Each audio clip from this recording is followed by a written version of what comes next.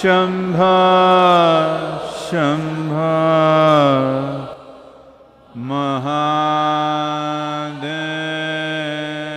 महादेवाय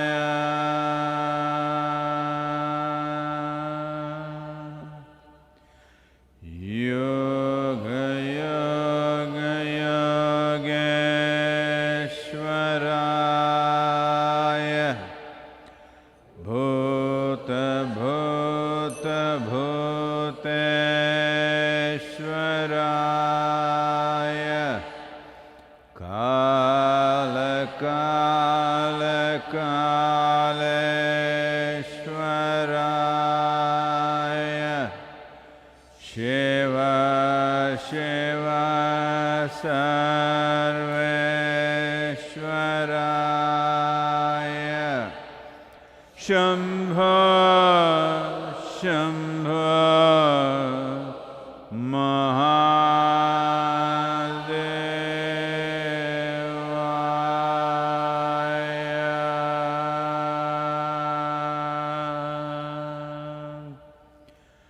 योग योग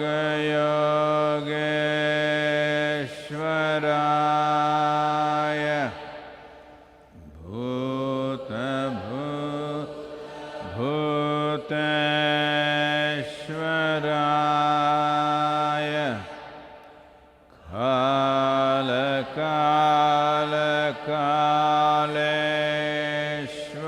कालेश्वराय शिव शिव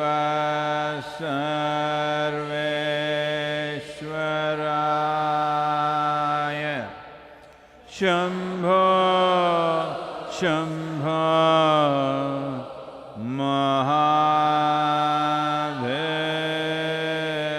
महादेवाय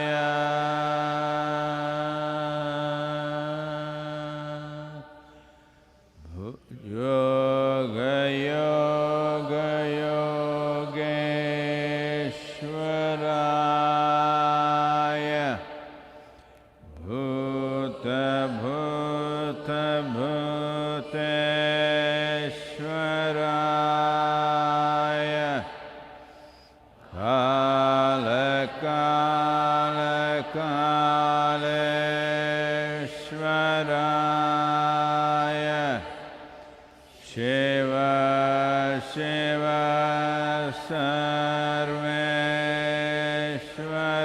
सर्वेश्वराय Shambho Shambho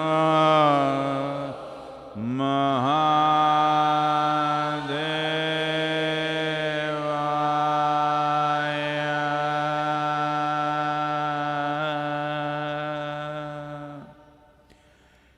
yoga yoga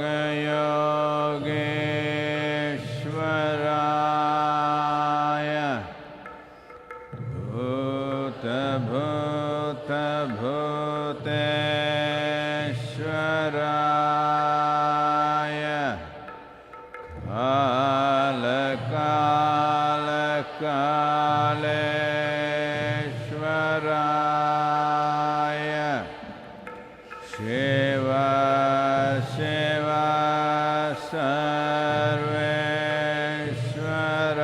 सर्वेश्वराय Shambho Shambho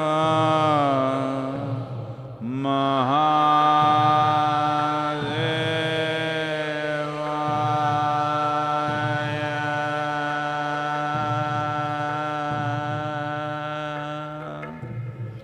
yoga yoga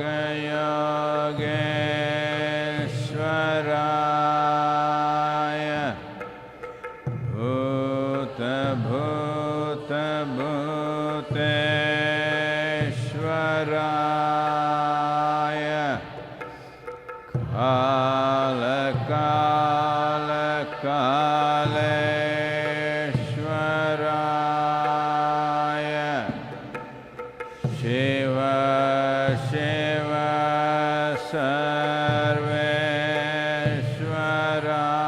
सर्वेश्वराय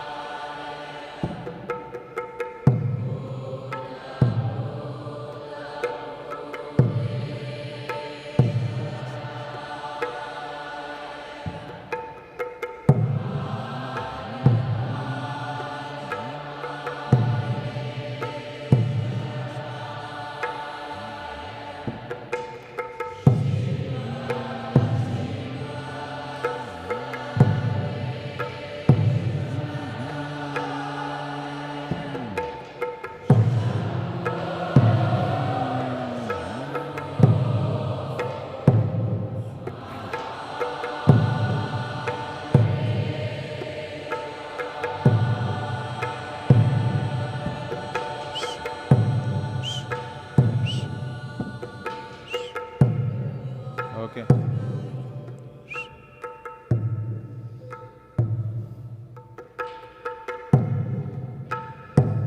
Just sit still.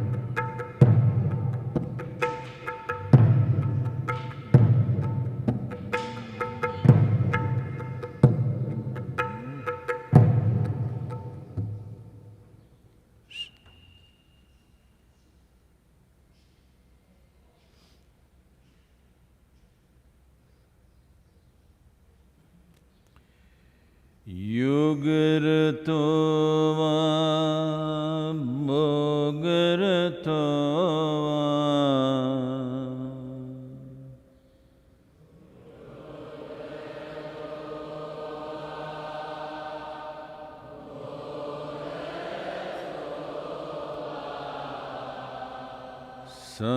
Sangarato va sangavina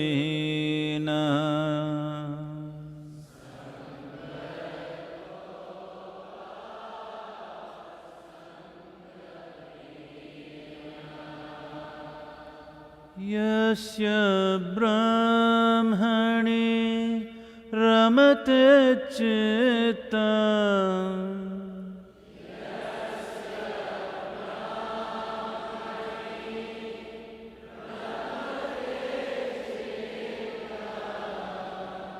Yasya brahmani ramate chitta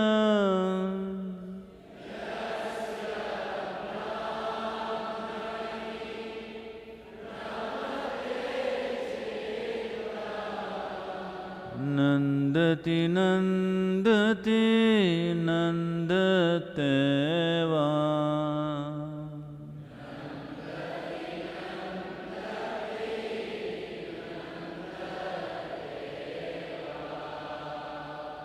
Nandati nandati nandateva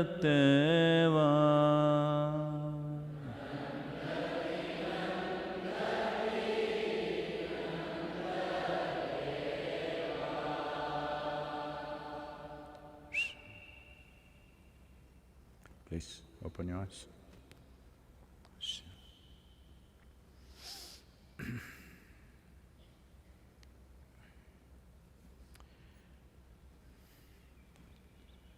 Namaskaram to all of you, wherever you are. Well, I heard that some of our volunteers and meditators and those who are attending the satsang from China are a little upset because yesterday I said Wuhan virus. I want you to understand that in Indian languages, even for a person, commonly we say the name of the place where they've come from and then their name. For example, my own father's name, generally written as B.V. Vasudev. B stands for Bengaluru, which is a place. And people are named like this, Padmaja, Somaja, Shailaja, always referring to the place where they have come from. So I don't see what is the insult. I really didn't see. Even now I'm unable to see. And international media, I was listening yesterday and they were all using the term. I didn't see anything wrong, but anyway, if it hurts you, we'll call it just the virus, okay? No issues about it. I don't know what political and other kinds of issues are hidden behind it, but it is normal for us to refer to something from where it comes from. So, I think it's quite normal everywhere, particularly in Indian languages, to do that. Anyway, well, the world has crossed, unfortunately, over 30,000 fatalities in the world. And the numbers are building up. Many countries moving towards 1,000 fatalities a day. In spite of lockdowns, emergency hospitals being set up everywhere, in spite of that, it is happening. United States is also moving towards pretty aggressively spreading over 100,000 people infected. Deaths are also beginning to happen. India is still doing okay, but I think the effectiveness of it is because of district-wise blockade that the administration is doing. Fortunately, largely people also cooperating. But there's one problem, that from major cities, the workers who had come from villages, rural India, to work in cities, they have become desperate to go back to their homes because it's largely male population which comes like this. They usually have a small piece of land at home or in the village. When they're out for 6 to 8 months working in a city, women tend to the land and they go and come. But now when they know there is no work and there is a risk to life and they don't know what's happening to their families, so an exodus of labor from cities to villages is happening. Government is doing everything possible to set up hostels for them, food arrangements, but they don't want anything, they just want to go back home, which is unfortunately… It's understandable how they feel about it, but unfortunately they could take the virus in the city, to rural India, where right now rural India doesn't have much or almost nil presence of virus in rural India, but this migrant labor could take it. In southern India, except Kerala, is largely in control. It's not rising, the blockade or the lockdown has been effective. But the challenge is the coming 1 week to 10 days, we must see what happens in India.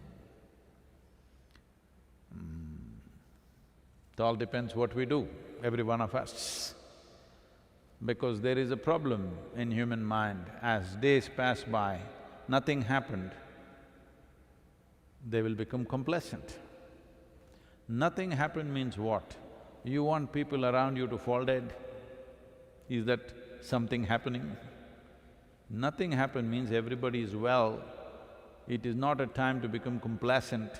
It is not a time to relax the basic mode of behavior that we have set for everybody. Please, let's hold this. And from all scientific predictions, calculations, it could be a reasonably long haul. But those of you who are at least believing that you are on a spiritual path, this is a good time, because in today's world where there is such an onslaught of sounds and colors and visuals upon our senses. In the sense, if you were here 100 years ago, well, you saw greenery around you, brown earth, blue sky. If you had to see anything more dramatic, you had to wait for the sunset or get up early and wait for the sunrise. Rest of the day, this is all it was. Now it's not like that. If you turn on your television, colors are going on all the time, or if you just open your phone, whole cosmos is happening there, or just about anything that you want to see is there. So the amount of visual input and the audio input is so heavy today that turning inward looks like a very remote thing for most people. This is a good time to check yourself out and also use this opportunity. In yoga, there is a dimension in the Ashtanga Yoga. Well, Ashtanga Yoga, as some people think, is not a brand. Ashtanga means eight-limbed yoga. There are 8 limbs to yoga. One of the limbs is pratyahara. Pratyahara means taking your sensory engagement from the outside world and put it inside. In today's world, people cannot even comprehend what that is. Well, many of you who've been through periods of sadhana have experienced this. Well, even before things happened with me, when I went away into forests just to enjoy the forest and just to walk, for weeks on end when I just walked by myself in the jungles, I just realized that just not seeing human faces for a few weeks does something to you which is incredible. There were wild animals, but there were no human faces for weeks on end. Well, I noticed something very, very different in my system, a kind of energy and exuberance which was kind of, making me walk a few inches above the ground kind of feeling. Though mostly these weeks I was largely starved.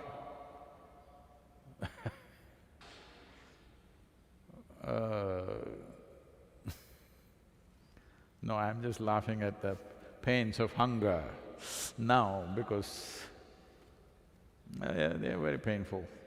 But still, I was energized in such a way that I would be walking almost few inches above the ground, that kind of feeling. And I realized it is… when I look at trees, animals, the engagement was one kind, it's just looking at it, appreciating it, or simply looking at it for what it is. But when you look at human faces, knowingly, unknowingly, there is a certain amount of transaction happening. Like, dislike, approval, disapproval, so many things are happening, you don't even have to participate in it. If you just look at someone, it just happens. So it is from then that I started kind of closing my eyes more and more, because if I just close my eyes for hours on end in a day, consciously closing your eyes, not sleeping, you will see there is a new dimension of energy available to you. This is what pratyahara means, that you took away the sensory engagement with the world and turned it inward.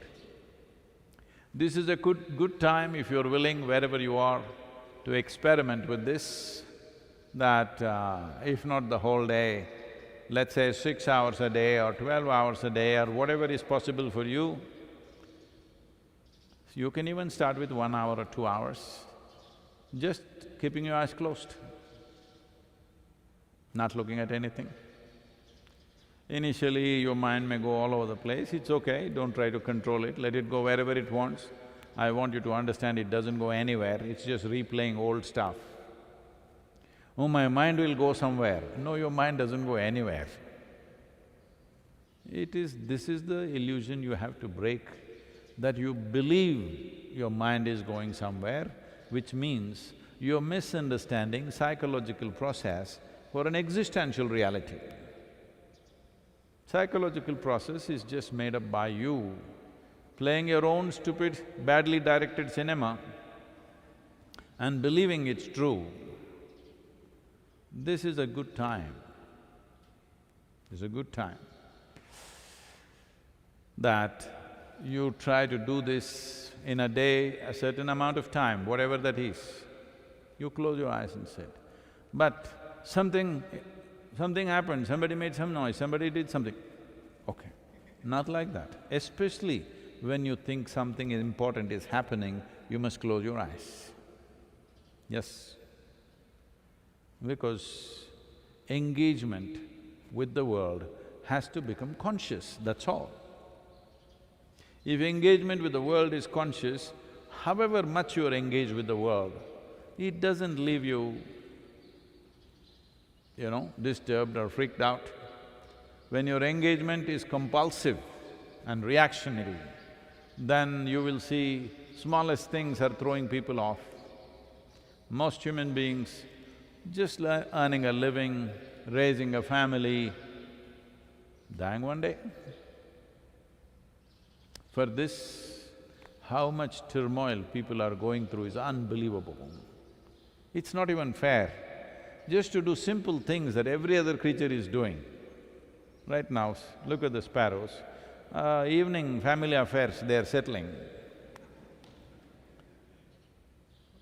with a bird brain. But they're managing it in their own way. For this, human beings are with such a big brain, freaking out. This is because their engagement with the world is compulsive, not conscious. This is a good time for you to experiment with this, that you bring some pratyahara into your life. Wherever you are, whoever you are, it doesn't matter, you don't need any training. Just sit with eyes closed. It's all right, mind is running away, let it run. Don't try to stop it, because there are no brakes on it. All the three pedals are throttle, whichever way you touch it, it'll only run faster. So don't do anything, it will run. It will run because it has a certain karmic momentum. If you just leave it for some time without tending to it, it will slow down and it will stop. Do not worry about stopping the mind, not stopping the mind. All I am saying is, do not engage with the outside world for whatever number of hours that you can. Start with an hour, push it to 6 to 12 hours a day. You will see, you will have the necessary energy to hit the peaks. Right now, the biggest problem why human beings are not able to become blissful and exuberant within themselves is lack of energy. If they're joyful for 3 minutes, then they will sink like that. Actually, there are sayings like this in the society. Socially, people believe that if you become very exuberantly joyful today, tomorrow you will be miserable. It is generally said in the society. Don't be so happy because tomorrow you will become miserable. Because their batteries are like that today if they're very exuberant, tomorrow it'll become depressed. So, pratyahara is a key element to create that kind of an energy system which can take any experience of life in its stride and doesn't put you down. Good time to turn to pratyahara.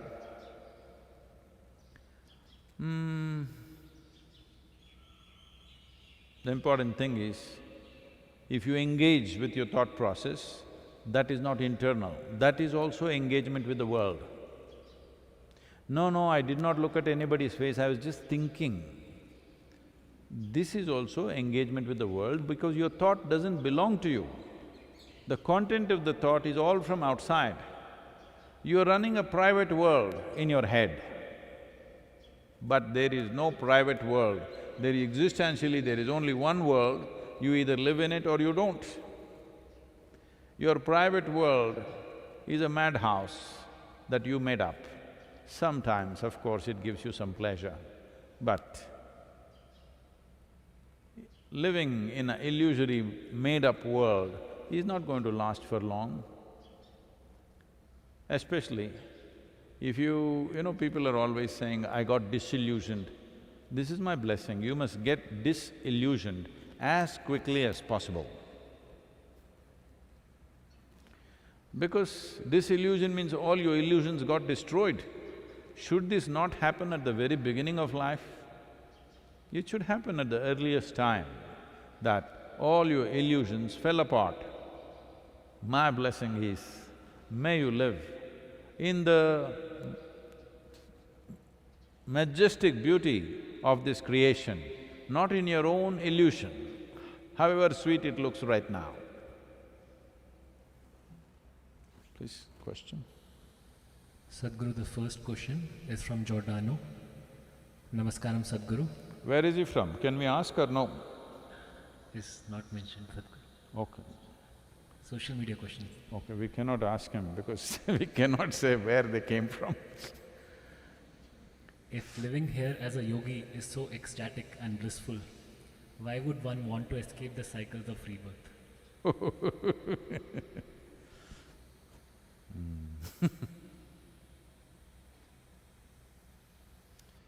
You must take away the word escape. Well, I'm asking all of you, I'm sure every one of you have been to school. Well, for some of you, school might not have been a pleasant experience, but for many, school was a good experience, especially those of you who didn't care to learn much or come first and things like that. You just enjoyed the company of your friends and play and fun and whatever. School was a good experience. So when you finished your schooling, did you escape from the school or did you pass out of the school? We don't know. Maybe Giordano escaped from his school. That means he didn't pass. Generally, most people pass and they go to the next stage of life. When you're in school, however good the school is, would you want to go to the college? Definitely. This is the nature of the human being. However good this is, you want to go to the next phase of life. Something is good, so I will do the same thing forever. That's a foolish way of looking at life. That is not coming because life is so fantastic for you, that is coming out of the fear of stepping into the unknown, totally unknown, absolutely unknown. This happened. At one point, bad times came and Shankaran Pillai became a construction worker, carrying bricks up many floors. Then his co-worker, another person who was also labor there, noticed Shankaran Pillai is carrying more bricks than what is asked by the foreman, more. Everybody is carrying 8 bricks, Shankaran Pillai is carrying 12 bricks. So, 8 bricks itself is quite heavy and you're going up many floors. When they go there, they just throw it down and come. The pleasure is coming down empty-handed. So, at lunchtime, this other laborer asked Shankaran Pillai, why are you carrying 12 bricks? What is needed is only 8. If you carry 8, you'll get your full labor. Why are you carrying 12? Shankaran Pillai said, you don't know, that fool of a foreman, I am carrying the same set of bricks up and down.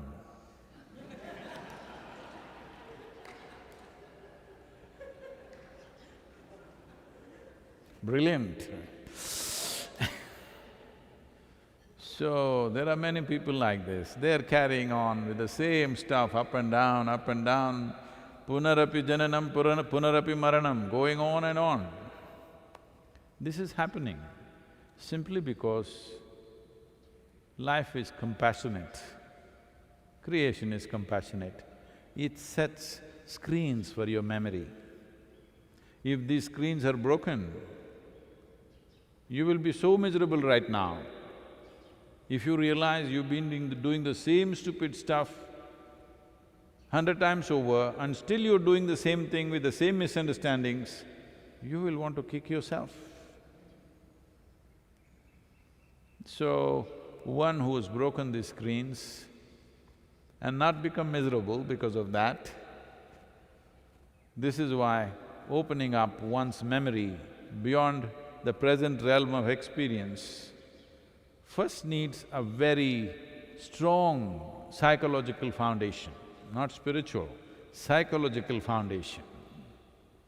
Because if you don't have a very stable psychological foundation, if the screens of memory break, people will have a shattered mind. When people are struggling with one lifetime of experience, not even lived fully, by the time they're 30, they're struggling with their emotions, their thoughts, their memories and they're miserable. Suppose you open up 3 lifetimes of memory, you believe these people can handle it? They'll go totally off. So, because of this, life's compassion, creation's compassion is holding memory blocks separately. So you don't realize you're doing the same thing again and again. It doesn't matter how beautiful, exuberant, wonderful it is, if you repeat the same thing over and over again. I'll do one thing, whatever is your favorite music, I will play it, not here, I will play it in your mind, non-stop, next 21 days. With this fantastic music, you will go crazy because it's playing non-stop. So anybody who realizes the same things are going cyclical again and again will naturally want to break the cycle. It is not you're trying to escape. You have found a stairway to something beyond. If you leave one phase of life and go to another phase of life, that is not called an escape, that is called a promotion or liberation.